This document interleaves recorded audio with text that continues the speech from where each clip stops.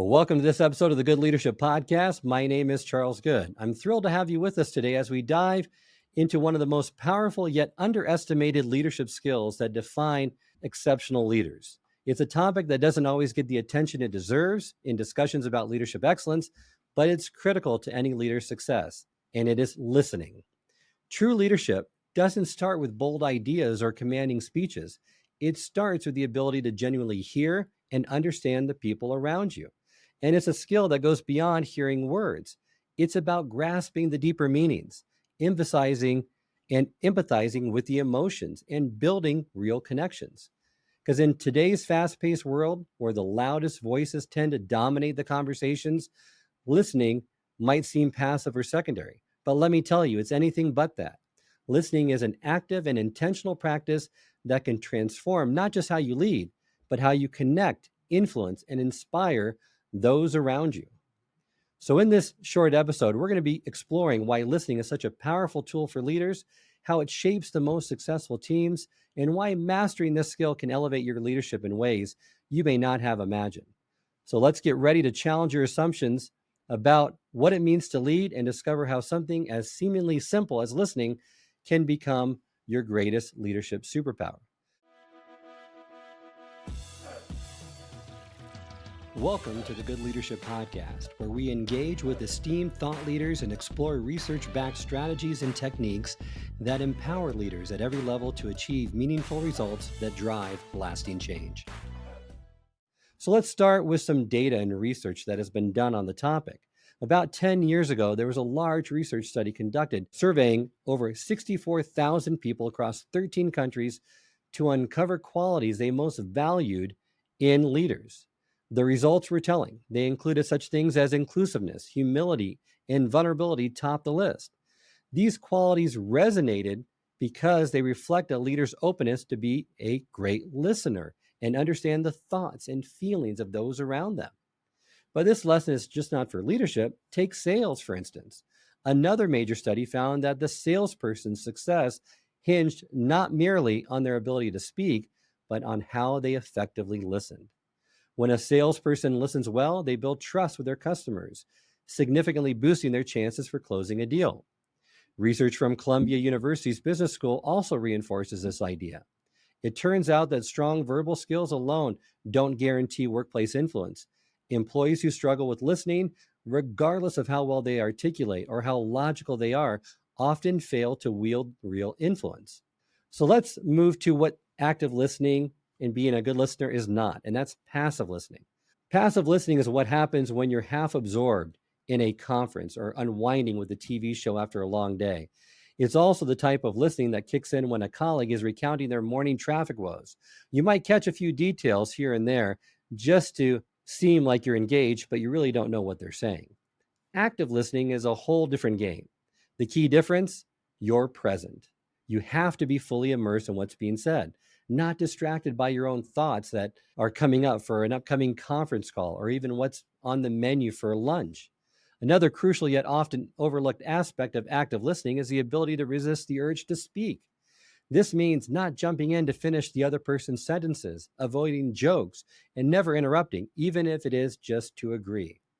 Active listeners also use their body language to show they genuinely care about the conversation. Leaning in slightly, tilting your head, and nodding can all signal that you're engaged and interested, especially when the speaker is sharing something emotional or difficult. And then there's eye contact. It might seem obvious, but maintaining eye contact can significantly enhance feelings of warmth, respect, and cooperation. Use your turn in the conversation not just to share your thoughts, but to build on and clarify what the other person has said. This also deepens connection and shows that you're truly paying attention to what they're saying. So, the path to successful listening involves a series of intentional steps, each designed to deepen your connection with the speaker and ensure that communication is effective and meaningful. So, let's break down these steps and we'll illustrate each step with an example. First step, listen actively. More than just hearing words, it's about showing you're engaged and understanding what's being said. For example, when someone is sharing their frustrations at work, you can nod in agreement, maintain eye contact, and occasionally make small verbal acknowledgments like, I see, or that makes sense. These cues signal to the speaker that you are fully present and valuing their words. Even if you can recount what they're saying, you want to get credit for the fact that you're listening to them. Step number two, blending.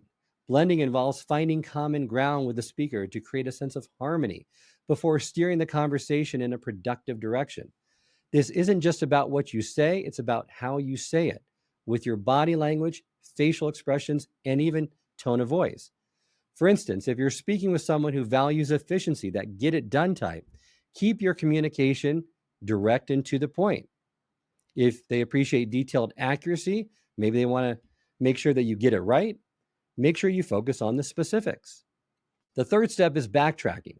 It's about repeating back the exact words the speaker used, rather than rephrasing or summarizing in your own words.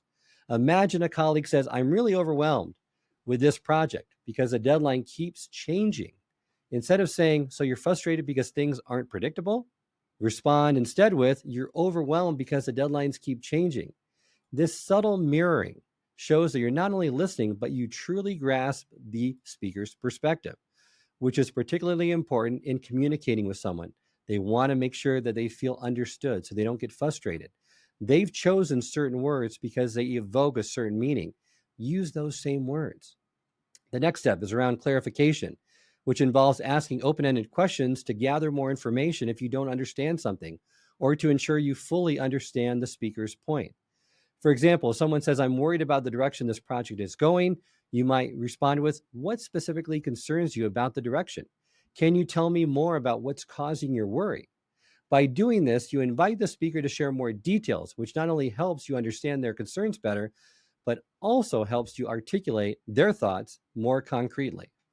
Next step is summarizing. Now it's your time, your opportunity to confirm what you've accurately listened to. You might say, so if I'm hearing you right, the main issue for this project timeline is this, or the timeline is too tight, the team is feeling overworked, or you're concerned about the quality of the final product. This step serves a couple of purposes. It allows the speaker to correct any misunderstandings, and it reinforces that you are making a serious effort to listen and comprehend their concerns. The final step is confirming that the speaker feels understood. And many people forget this and don't include this as the final step in professional communication, even in personal communications. So it could read something like, or state something like, do you feel like I've gotten the full picture? Is there anything else you want to add? This not only shows that you care about their perspective, but you also give them some space to voice any lingering thoughts. It's a final check to ensure that nothing has been left unsaid and the conversation can move forward productively. By following these steps, listening actively, blending, backtracking, clarifying, summarizing, and confirming, you create a communication process that's both respectful and effective. And these practices will not only improve understanding, but also build your trust, which is essential in any relationship, whether personal or professional. So, what should leaders take away when they come up with sharpening their leadership skills? Let's break it down into actionable steps for both managers and employees. So, for managers, it could mean talk less, listen more. Shift your focus from speaking to listening. A simple way to practice this is by pausing for a couple seconds and making sure that the other person is done speaking before you respond. This not only gives you time to absorb what's being said, it also shows that you're truly listening. Ask more questions, offer fewer answers. I see this a lot. A lot of managers want to offer solutions. Instead, encourage your team's growth by asking them insightful questions rather than jumping in with solutions. It will empower your team to think critically and develop their own ideas, fostering a stronger culture of independence and trust. You can also make sure that you're not focusing on winning the conversation, but instead focus on understanding. Instead of trying to win every argument, prioritize understanding your colleagues' viewpoints. This mindset will nurture stronger, more collaborative relationships and greater teamwork. If you're an employee and you haven't reached that managerial role, practice your active listening skills by resisting the urge to interrupt. Let the speaker finish their thoughts before you respond. Interrupting not only disrupts the flow of the conversation, but it also can make the other person feel undervalued. You can also practice asking more questions, especially clarifying questions. If something is not clear, don't hesitate to ask questions that will help you better understand the other person's point of view. For example, you could say, "Can you explain what you mean by that?" Or, "How do you see this playing out?" By incorporating these tips into your daily interactions, you can become a more effective listener, building stronger relationships with your colleagues and employees, and contribute, hopefully, more to a collaborative, positive work environment. Now, it's always valuable also to give you some examples of individuals who excel at listening, as it provides us with role models to emulate. So, by observing and modeling this behavior, you can enhance your own listening skills to see the profound impact it can have. So, let's dive into some real world examples that illustrate how effective listening can transform not just individual interactions, but entire organizations and communities. Satya Nadella is the CEO of Microsoft. When he stepped into that role, he didn't focus on just financials and product strategies, he prioritized listening. He embarked on what he called listening tours, where he personally met with employees at every level of the company. And these weren't just formal meetings. Nadella met with individuals to genuinely understand their concerns, their challenges, their perspectives. Through these conversations, he identified key areas where the company needed a cultural shift. His approach also led to a more inclusive and collaborative work environment, fostering innovation and breaking down silos. His commitment to listening didn't just improve morale, it shaped the Microsoft culture. In Hollywood, many movies demonstrate this as well. Look at the movie Moneyball, which came out in 2011. In this film, we see there's a scene where Billy Bean, played by Brad Pitt, and Peter Brand, portrayed by Jonah Hill, present a radical new approach to building a baseball team. Instead of relying on traditional scouting methods, they propose a data driven strategy that challenges the status quo. What's crucial here is Bean's willingness to listen to Brand's unconventional ideas, despite skepticism from the rest of the management team and the entire industry. This approach that started with Billy Bean and the Oakland Athletics transformed baseball and all the other major sports. But it was his willingness initially to listen to these unconventional ideas and not only just to hear them, but truly understand where he was coming from and embrace these ideas that led to the groundbreaking transformation that the Oakland A's experienced in the early 2000s. And this is a powerful reminder: listening, especially to those voices that offer different perspectives or from an outsider point of view, can provide innovative breakthroughs and insights. So, what do we take away from these examples? Whether you're a leader like Nadella or a decision maker like Billy Bean, the ability to listen is a powerful tool. It's not just about hearing words, it's about understanding and connecting with them and responding in a way that fosters greater collaboration, trust, and leads to innovation. And as you enhance your listening skills, you're going to find improvement spills over in other crucial areas of your life and work, particularly in how you provide feedback. Because effective feedback is not just about delivering information, it's about truly understanding the needs and concerns of the person you're giving feedback to. And that understanding starts with listening. So when it comes back to feedback, listening isn't just a preliminary step, it's the foundation from which all successful communication is built. On an organizational level, the commitment to active listening can be a difference between a culture of trust and one of distrust. When leaders actively listen to their teams, that sends a powerful message that your voice matters. And this is crucial not just for morale, but for the very health of the organization. Employees who feel heard are more engaged, more motivated, and more loyal. Another critical area where honing your listening skills can have a profound impact is in conflict resolution. Believe it or not, improving your ability to listen can be a game changer when it comes to navigating conflicts, whether in your personal life or high stakes professional scenarios. One of the key components of resolving conflicts is emotional intelligence. And emotional intelligence is that ability to recognize, understand, and manage your own emotions while being attuned to the emotions of others. It is often said that emotional intelligence is a cornerstone of any great relationship, and especially crucial when tensions are high. And the surprising truth is listening is at the heart of emotional intelligence. Take Chris Voss, a former FBI hostage negotiator, as a powerful example. Voss has dealt with situations where lives literally hang in the balance, like negotiating with bank robbers holding hostages. His success in these high pressure scenarios and situations didn't come from outsmarting the criminals or overpowering them with logic. Instead, it came from a skill that many of us overlook, that in the heat of conflict, you need to listen.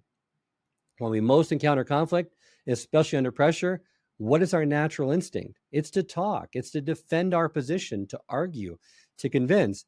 But Voss does the opposite. He listens. And that's what ultimately leads to bank robbers surrendering and releasing their hostages.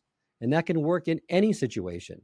Listening in the midst of conflict, even extraordinary conflict, creates space that allows emotions to settle, egos to step back in, and clarity to emerge. So the next time you find yourself in a conflict, remember this: the most powerful thing you can do isn't to speak louder or argue harder, it's to listen. Listen deeply, mirror what you hear, and label the emotions you observe. These skills won't just help you navigate conflict, they're going to help you build stronger, more empathetic relationships in every area of your life. As we wrap up, remember that effective listening is a foundation for strong leadership. It builds trust, strengthens relationships, and paves the way for more effective communication. I hope this episode has provided you with valuable insights. If it has, I ask you to share it with someone who would also benefit from it. If you've been enjoying and gaining knowledge from this podcast, then subscribe to our YouTube channel, where you can find all the previous episodes of the podcast and additional learning resources. You can also subscribe to the podcast on Apple or Spotify and leave up to a 5-star review.